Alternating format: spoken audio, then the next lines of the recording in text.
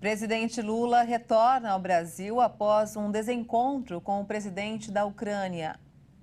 O governo brasileiro repudia ataques racistas a Vinícius Júnior e pede providências às autoridades da Espanha e à FIFA.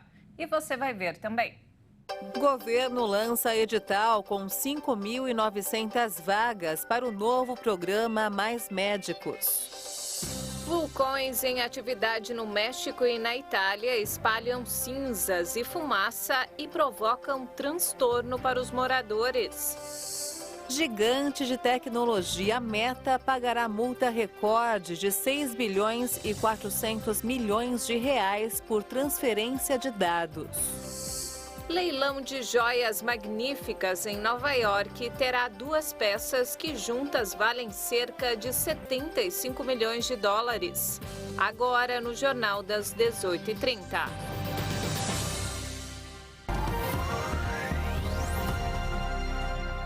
Olá, boa noite. São 18 horas e 33 minutos pelo horário de Brasília. Boa noite. Você acompanha agora as principais notícias do Brasil e do mundo desta segunda-feira. O governo brasileiro transformou hoje os atos racistas contra o jogador Vinícius Júnior em um gesto diplomático de repúdio.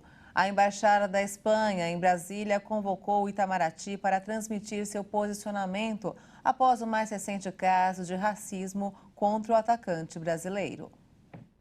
O comunicado foi assinado de forma conjunta pelos Ministérios de Relações Exteriores, Igualdade Racial, Esporte e Direitos Humanos e Cidadania.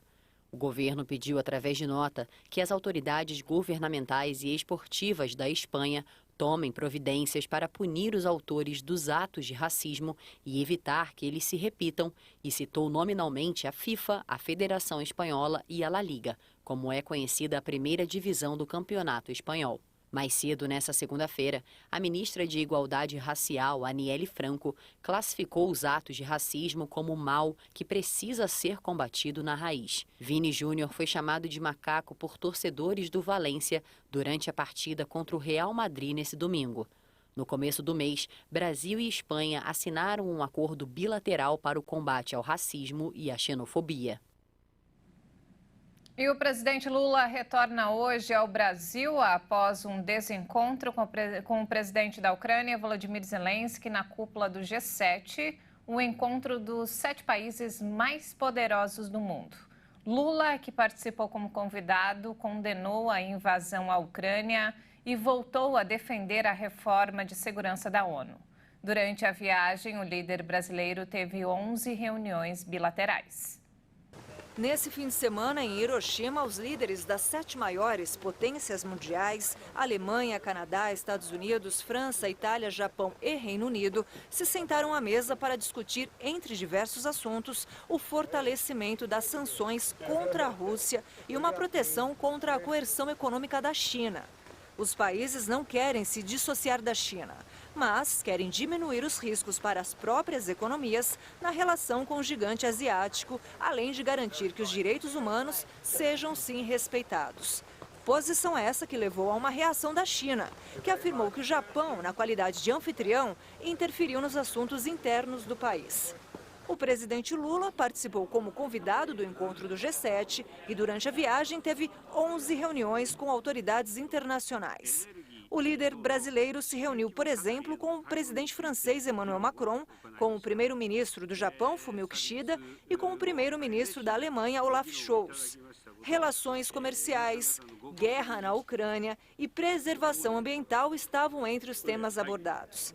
Havia uma grande expectativa nesta viagem para o encontro entre o presidente Lula e o presidente da Ucrânia, Volodymyr Zelensky, o que não aconteceu, porque o ucraniano se atrasou. Essa seria a primeira conversa entre os dois após as falas polêmicas de Lula sobre a responsabilidade da guerra e o papel de países como os Estados Unidos no financiamento do conflito. O presidente Luiz Inácio Lula da Silva afirmou ter ficado chateado por não ter se encontrado com o colega ucraniano. O fato é muito simples, ou seja, tinha uma entrevista, uma bilateral com a Ucrânia aqui nesse salão às 15h15 da tarde.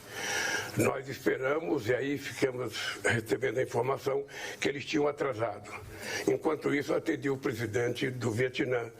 E quando o presidente do Vietnã foi embora, a Ucrânia não apareceu, certamente teve outro compromisso, não pôde vir aqui. Foi simplesmente isso que aconteceu. O presidente da Ucrânia, Volodymyr Zelensky, participou do evento e obteve um apoio expressivo dos líderes do G7 durante a cúpula, incluindo o aval americano para ter acesso aos caças F-16, há muito reivindicado. E durante coletiva de imprensa, o presidente ucraniano Volodymyr Zelensky foi questionado se ficou desapontado por reunião com o presidente do Brasil não ter acontecido em Hiroshima. O ucraniano sorriu e respondeu que quem ficou decepcionado foi o petista. Zelensky sinalizou ainda que, de fato, houve uma incompatibilidade de agendas. Entretanto, fez questão de dizer que, mesmo que cada líder tivesse sua agenda, ainda assim se encontrou com quase todos. E aqui no Brasil, o ex-procurador da Lava Jato e deputado federal cassado, Deltan Dallagnol, vai ser convocado para depor sobre as declarações do advogado Rodrigo Tecla Duran, réu por lavagem de dinheiro para a empreiteira Odebrecht, em processo da Força Tarefa. Dallagnol deve comparecer como cidadão comum porque não há privilégio algum. O novo juiz da Lava Jato, Eduardo Fernando Apio, recomenda a nova investigação sobre grampo em cela de Alberto Youssef. Apio diz haver indícios concretos de delitos cometidos na carceragem. Segurados do INSS que ganharam ações na justiça contra o órgão vão receber neste mês pouco mais de 1 bilhão e 300 milhões de reais em requisições de pequeno valor. O montante foi liberado pelo Conselho da Justiça Federal. Os recursos serão destinados aos contribuintes com ganho de causa em ações judiciais para concessão ou revisão de benefícios previdenciários.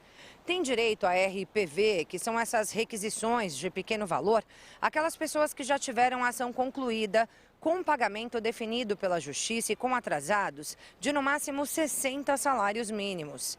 Se você é um desses beneficiários que entrou com recurso e quer saber se o seu nome consta na lista dos contemplados, é preciso consultar o site do Tribunal Regional Federal da sua região. E aí na consulta, geralmente é preciso informar o número do processo, o nome do advogado e também o número da requisição. Ao todo, serão contemplados com os repasses quase 84 mil segurados do INSS que entraram com recursos para revisão de pensão, aposentadoria, auxílio-doença e outros benefícios previdenciários. O Ministério da Saúde abriu hoje o edital para a contratação de quase 6 mil profissionais para atuar no programa Mais Médicos em todas as regiões do país. As inscrições começam na sexta-feira e vão até o dia 31 de maio. Serão 5.970 vagas distribuídas em quase 2 mil municípios de todas as regiões do país. O salário será de R$ 12.300, além do auxílio moradia. O tempo do contrato está maior. Mudou de 3 para 4 anos, podendo ser prorrogado pelo mesmo período. A maioria das vagas disponíveis é para postos desocupados, que não foram preenchidos nos últimos 4 anos. Mas há também 1.000 novas vagas para os estados da Amazônia Legal. Mais de 45% das vagas estão em regiões de maior vulnerabilidade social, que historicamente têm dificuldades de conseguir médicos. Para tentar atrair profissionais para esses locais, o governo vai oferecer, além do salário, um incentivo de até R$ 120 mil para quem ficar ao menos 3 anos na vaga. No caso dos médicos formados com a ajuda do financiamento estudantil, o FIES, o valor pode chegar a até R$ 475 mil depois de 4 anos de contrato. A prioridade inicial é para a convocação de profissionais brasileiros formados no país. Médicos formados no exterior, sejam eles nascidos no Brasil ou estrangeiros, também serão convocados, mas para as vagas remanescentes. A expectativa do governo é que a seleção aconteça em junho e no fim do próprio mês, os profissionais já comecem a trabalhar. A seleção se dará por meio de avaliação do currículo dos candidatos, que levará em consideração a formação e a experiência. E ainda falando sobre saúde, uma análise de dados de 3 milhões de pacientes pediátricos que receberam a vacina da Pfizer-BioNTech contra a Covid concluiu que existem evidências reais de segurança do imunizante para esse público. O artigo foi publicado hoje no Jornal da Associação de Medicina Americana. E olha só, mais de 200 mil pessoas desapareceram no Brasil entre 2019 e 2021, de acordo com um levantamento inédito do Fórum Brasileiro de Segurança Pública, o que significa que, em média, 183 pessoas desapareceram por dia no país. Os adolescentes foram as principais vítimas. Os adolescentes de 12 a 17 anos são os que mais desaparecem no país, representando 29,3% dos registros de desaparecimento. 10% são jovens de 25 a 29 anos. 6,6% são pessoas com mais de 60 anos. E as crianças representam 3,1%. O país ainda não tem um banco de dados unificado com todas as pessoas que desaparecem. Em 2019, o governo sancionou a Lei da Política Nacional de Busca de Pessoas Desaparecidas, que previa a criação de um cadastro nacional que até hoje não existe. Segundo o Ministério da Justiça, a previsão é que esse sistema unificado seja criado até o fim deste ano. Fundado em 2013, o Banco Nacional de Perfis Genéticos une dados de DNA coletados por forças policiais de todo o país, mas ainda tem 18 mil restos mortais na fila para serem identificados. A maioria das polícias civis do Brasil não tem procedimentos operacionais para casos de desaparecimento. De acordo com o Fórum Brasileiro de Segurança Pública, a polícia só investiga esses casos quando tem elementos para instauração de investigação. E veja a seguir, gigante de tecnologia Meta pagará multa recorde de 1 bilhão e 300 milhões de dólares por transferência de dados. E ainda, leilão Joias Magníficas em Nova York terá duas peças que juntas valem cerca de 75 milhões de dólares. Nós voltamos em instantes, até já.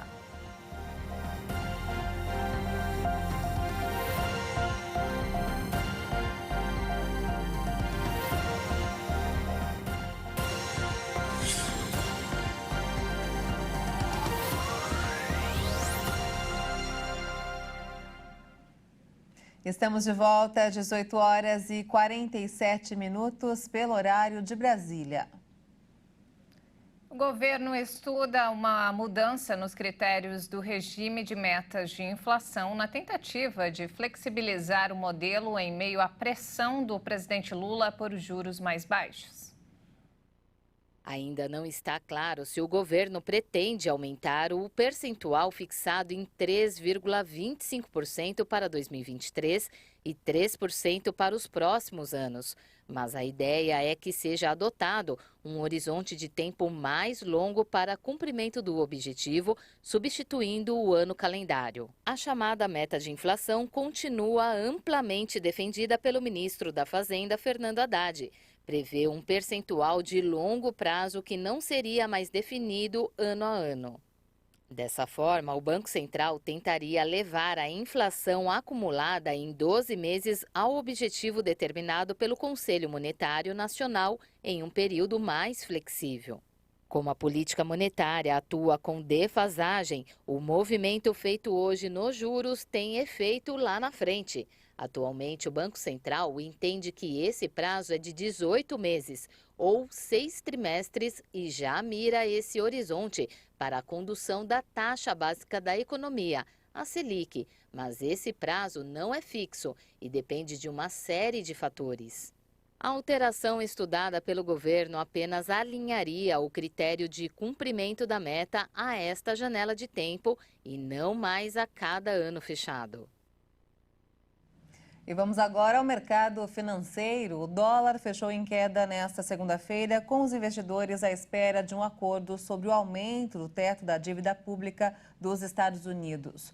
No Brasil, a expectativa é pela votação do texto do novo arcabouço fiscal e destaque para a divulgação da última edição do Boletim Focus do Banco Central, que mostra uma queda das projeções para a inflação em 2023. A moeda norte-americana caiu 0,50% e encerrou o dia cotada a R$ 4,97 na venda. O grupo americano Meta, que é o dono do Facebook, do Instagram e do WhatsApp, recebeu uma multa bilionária de 6 bilhões e 400 milhões de reais do principal regulador de privacidade na União Europeia. De acordo com a Comissão Irlandesa de Proteção de Dados, a Meta foi condenada por ter prosseguido com a transferência de informações pessoais de usuários do Facebook procedentes do espaço econômico europeu para os Estados Unidos. A comissão atua em nome da União Europeia para monitorar o cumprimento do Regulamento Geral de Proteções de Dados do bloco, porque a sede europeia do grupo americano fica na Irlanda. A decisão também determina que a Meta suspenda todas as transferências de dados pessoais para os Estados Unidos em um prazo de 5 meses, após ser notificada da decisão, e que cumpra o Regulamento Geral de Proteção de Dados em até 6 meses. A multa, a maior já aplicada por uma agência de regulamentação de proteção de dados na Europa, é resultado de uma investigação iniciada em 2020. A Meta considera a punição injustificável e desnecessária e vai recorrer à justiça para tentar suspender a multa. Falando agora sobre o conflito no leste europeu, Moscou acusou a Ucrânia de ataques e sabotagem em cidade russa. O governo ucraniano confirmou os relatos, mas disse que os responsáveis são cidadãos russos pró-Kiev. De acordo com o governo regional, a operação aconteceu em meio a uma série de ataques em territórios da Rússia. Até o momento, temos 8 feridos, segundo os Ministérios da Defesa e da Saúde. Não há vítimas entre civis. A incursão foi reivindicada em um canal de Telegram por uma conta que diz pertencer à Legião Liberdade para a Rússia, russos que combatem ao lado da Ucrânia e que já afirmaram ter realizado operações anteriores na mesma região. Na publicação, o grupo disse ter tomado um vilarejo e que chegou a hora de acabar com a ditadura do Kremlin. A presidência ucraniana disse que não tem nada a ver com o ataque, mas que acompanha a situação com interesse.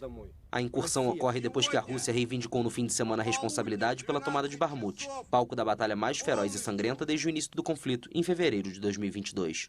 O presidente ucraniano Volodymyr Zelensky negou que suas forças tenham perdido a cidade e disse que seu exército ainda controla uma pequena faixa. As autoridades ucranianas também afirmaram ter repelido, pelo menos parcialmente, um ataque aéreo russo sem precedentes lançado durante a noite com mísseis e drones contra a cidade de Dnipro. O Ministério da Defesa russo informou que a ofensiva destruiu hangares com armas, munições e equipamentos de aviação.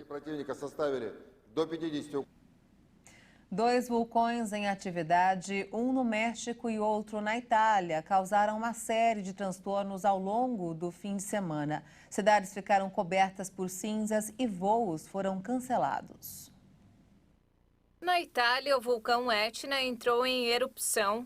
Cinzas vulcânicas se espalharam por várias cidades, forçando o fechamento do aeroporto próximo de Catânia, na ilha da Sicília, no sul do país. Pousos e decolagens continuam suspensos até que as condições de operação fiquem mais seguras. As nuvens ao redor do topo do vulcão impediram que as erupções fossem vistas pela população. As cinzas do Etna também cobriram as cidades da Sicília. Vídeos compartilhados nas redes sociais mostram carros, ruas e casas cobertos por fuligem. O governo do México também aumentou o nível de alerta do vulcão Popocatépetl, no centro do país. O aeroporto da cidade do México chegou a ficar fechado no fim de semana por causa das cinzas. Dezenas de abrigos foram habilitados na área perto do vulcão. Os vulcões estão sendo monitorados permanentemente devido ao risco que sua atividade representa,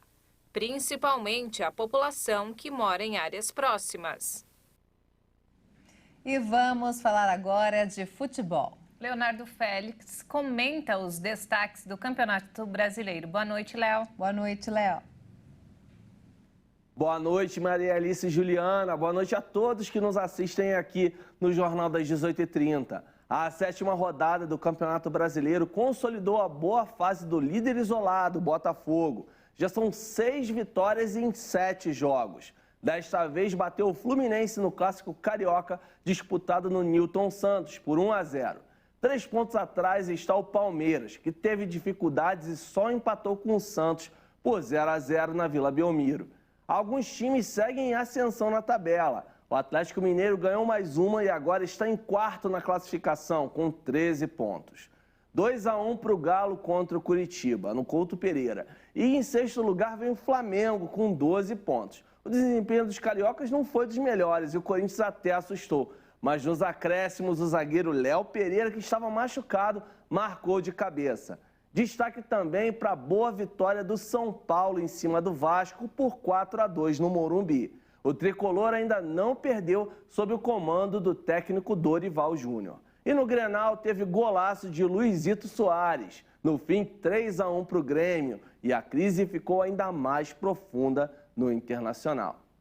E falando de futebol europeu, eu repudio, lamento profundamente mais do que isso, gente. Eu fico enojado com mais um episódio lamentável na Liga Espanhola. Vinícius Júnior foi vítima de outra ação racista agora em Valência, no estádio Mestalla, contra a equipe da casa. O craque brasileiro foi chamado de macaco pela torcida adversária e relatou esse fato ao árbitro, que nada fez nem relatou o fato na súmula.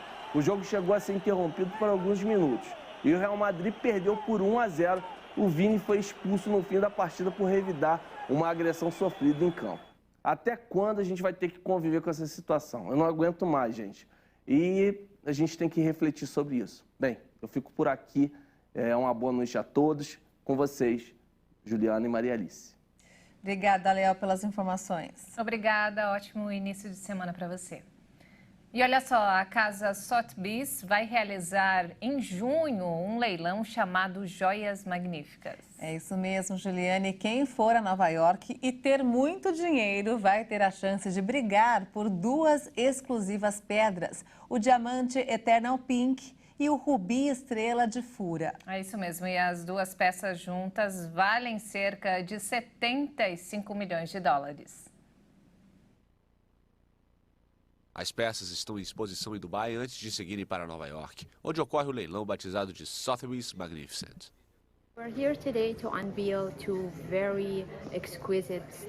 Estamos aqui para revelar 2 pedras muito impressionantes. A primeira é o Eternal Pink, um diamante rosa vívido considerado mais exclusivo do mercado hoje. A segunda é a Estrela de Fura, um rubi de 55 quilates. Mais valioso e maior a ir a leilão.